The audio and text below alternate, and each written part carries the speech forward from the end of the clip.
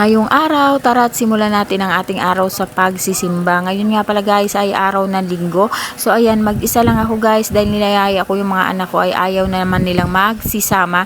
Kaya ako'y lumakad ng mag-isa. So dito nga pala ako guys nagsisimba sa grotto or Our Lady of Lourdes Grotto. So ito guys ay sikat na simbahan dito sa amin. Nung araw ito'y dinadayo talaga ng napakaraming tao galing pa sa iba't ibang lugar. Pati ngayon nang gagaling sa mga probinsya ay pumupunta rito para magsimba mga ka-idol, lalong-lalo na sa mahal na araw. So ngayon hindi na siya ganong karaming tao ang pumupunta dahil nga nahati na yung tao sa Divine at saka dun sa ispang simbahan sa La Salette, kaya medyo kukonti na yung taong nagtutungo rito, pero marami pa rin talaga siya guys, lalo na kapag mahal na araw. So ayan, may mga mascot pa nga dyan guys, at ito nga medyo nahuli tayo sa misa guys, kahit papaano nakaabot naman tayo, pero medyo nahuli tayo ng bahagya, pero okay lang yan. Ang importante ay nakaabot tayo. So ayan, as you can see, ang dami-daming tao. Tapos na yung misa that time at marami pa guys tao sa labas, at heto ako guys nakikinig tayo sa sinasabi ng pare. At pagkalabas ko nga guys na simbahan ay naisipan kong bumaba rito sa likuran ng grotto. So actually matagal na akong hindi nakakapunta rito, medyo ilang taon na rin guys. So huling punta ko rito ay yung anak ko ay mga 8 or 8 years old yung bunso ko, ngayon 22 na siya. So medyo matagal-tagal na guys. So ngayon lang uli ako guys na nagawi dito sa likuran ng grotto. So sisilipin natin guys kung ano na ang itsura dito sa likuran. For sure marami nang nagbago dito. Ayan, at as I expected nga na talagang marami na guys na bago. As you can see, ibang iba na siya kaysa sa dati. Medyo napabayaan na ng konti ang lugar na ito guys. Unlike before, talagang napakaganda rito guys. Ginagawa din itong pasyalan ng mga tao, lalong lalo na yung mga nakamotor at nakabike. Dito sila guys nagtutungot every Sunday, lalong lalo na yung may mga panata. At kapag mahal na araw guys, ang likuran ng grotong ito ay maraming tao. Andito rin kasi guys yung 13 yung Saro-Saro guys. Meron dito nga bundok na kung saan na mayroong mga Station of the Cross na tinatawag. So marami talagang nagtutungo dyan para manalangin at para sa kanilang mga debosyon. So ayan nga guys, at dito lang ako, hindi ako nagtungo doon sa may bundok kasi medyo malayo yun guys. Kung iikuti natin talagang malayo. So minsan guys ay iililibot ko kayo doon kapag ako ay may kasama at may time. So ayan nga, umuwi na rin ako kasi medyo tanghali na rin yan guys, at ako ginugutom na that time. Nakaramdam ako ng gutom dahil umalis ako nang wala akong kinakain, at ayan nga, kailangan ko ring uminom ng gamot, kaya lumabas na rin ako guys kasi kailangan ko ring mamalengke. So dadaan ako guys sa palengke. Merong palengke dito guys paglabas ng grotto, pero ayan nga guys, pagdating ko dito sa harapan, ayan, at nag-video ako dito. Napakaraming tao guys kasi na nagtitake ng mga pictures dito at nakikipag selfie dyan sa mga mascot sa aking likuran mga ka-idol. So ayan, ito yung harap ng simbahan, at ayan, as you can see, maraming mga taong nagsiselfie doon sa may likuran ko guys, at lalong-lalo na doon sa mascot maraming nagpapapicture sa kanila, lalong-lalo na yung mga bata guys. Alam niyo naman yung mga bata kapag nakita ng ganyan, masyado silang na-amaze. So every Sunday ay maraming ganyan dito guys, at magbibigay kayo ng donasyon kapag kayo ay nagpa-picture sa kanila. Meron ding ermitanyo dyan guys. So ayan nga, tandito pa rin ako si selfie or nagbi-video dito guys, para naman kahit papaano ay may mai-content tayo. At ito nga, bumaba na ako dito sa mga tindahan ng mga pangpasalubong guys. Ayan, maraming mabibili dito guys. Talagang every Sunday maraming mabibili rito ng mga kakanin at kung ano-ano pang pwedeng ipasalubong. So ako naman hindi na ako bumibili ng mga pangpasalubong na yan kasi mismo doon sa lugar namin ay maraming tindang ganyan. Ay, kasi malapit lang talaga kami guys sa grotto. So ayan nga, dito na at naglalakad na ako guys pa uwi. I mean papunta ng palengke kasi dadaan ako ng palengke. May palengke kasi guys paglabas dito. Good morning, happy Sunday. So ayan, nakakilay ang lola nyo. Nakakilay na hindi naman marunong magkilay at hindi bagay yung kilay guys, magkaibay kulay sa aking hair. So ayan, kararating ko lang galing magsimba. At ayan, kumusta naman ang mga araw nyo mga idol? So lumabas ako dahil bumili ako ng suka. Nagustuhan ko kasi guys yung guso. So bumili ulit ako ng guso. Yung ano ba, parang seaweeds. So yun, bumili ulit ako kasi gusto ko talaga yung crunchy ba. So ayan, bumili ako ulit. And ayan, kumusta naman ang mga araw nyo? As you can see, nagsimba po tayo guys. magbawas-bawas tayo ng loaded na nating mga kasalanan. So ayan, aminado ako na makasalanan ako. Kayo, aminado ba kayo? So ayan, kumusta naman ang mga araw nyo mga idol? So ako heto, nakita nyo naman, umagang-umaga pa lang ako nagsimba. So busy na ang aking umpisa ng aking araw guys. Kayo kumusta naman? So ayan, happy Sunday po sa ating lahat. And today, so samahan nyo na naman akong simulan yung aking araw. So ngayon lang tayo magsisimula ng ating araw. Ang ating oras ay 9:10 ng umaga. So yan guys, see you later.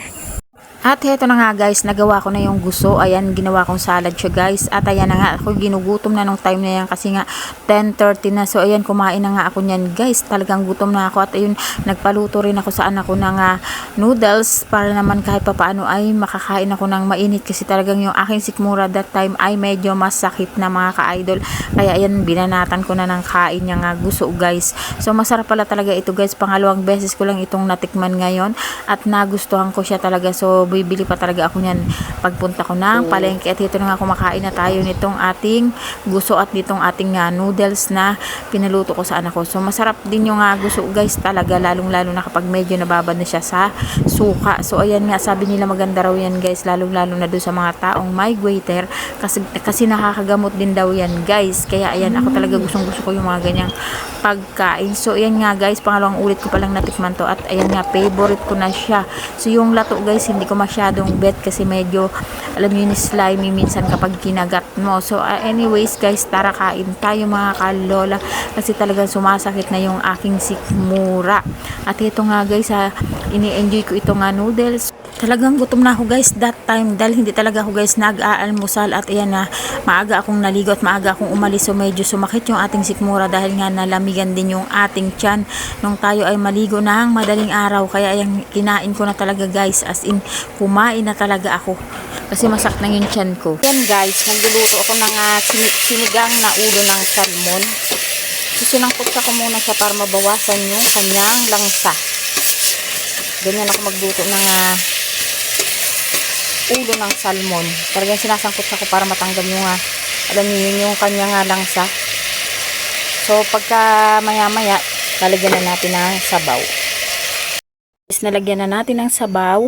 Nilagay ko na rin yung ceiling green. So walang sahog na iba yan guys, maliban sa mustasa. Hindi ako nakabili ng labanos, pero okay na yan.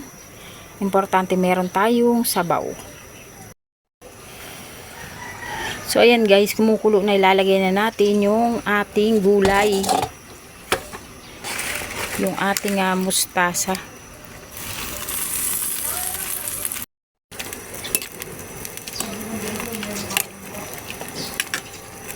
So yan, pakukuluan lang natin hanggang sa maluto yung ating gulay. Bahagyang kulo lang kasi half cook lang naman ang kailangan natin. Guys, luto na yung ating sinigang na ulo ng salmon. Yan. Sinigang na salmon guys ang ulam natin with silent L, salmon.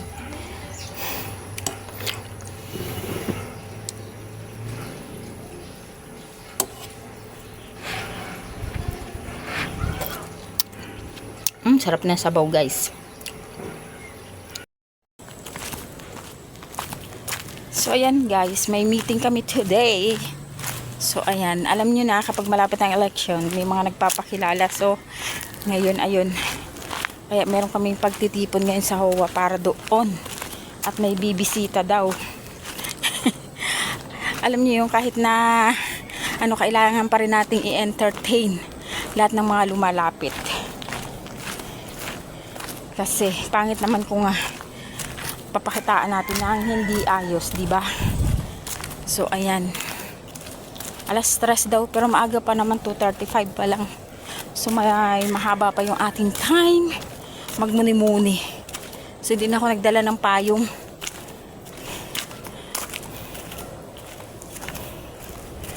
Hindi naman siya gaanong masikat yung araw, so carry pa naman. So yan guys, see you later.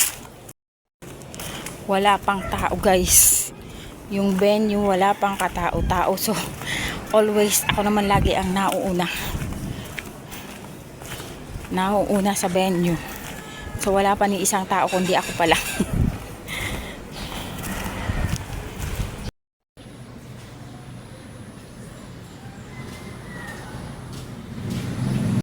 CCTV ay aming monitor.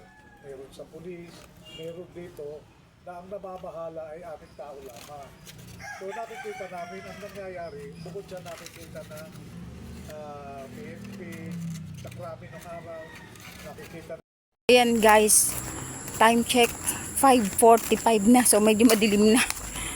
So ayan, katatapos lang ang meeting namin. Actually may pumuntang kandidatong nagpapakilala, and then tinuloy na namin yung aming meeting sa HOA. Unang meeting nga namin ngayong taong 2025. So may mga konti lang kaming pinaplansya sa aming mga sa aming HOA. So iyan lang guys yung kaganapan ngayong araw na ito. So pagdating ko ng bahay, ako'y magluluto naman mga kalola. Magpiprito ako ng daing na bangus. Yung ginawa natin kaninang daing na bangus. So yan guys, mamaya na lang ulit.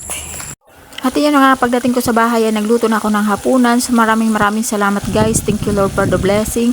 See you all again tomorrow.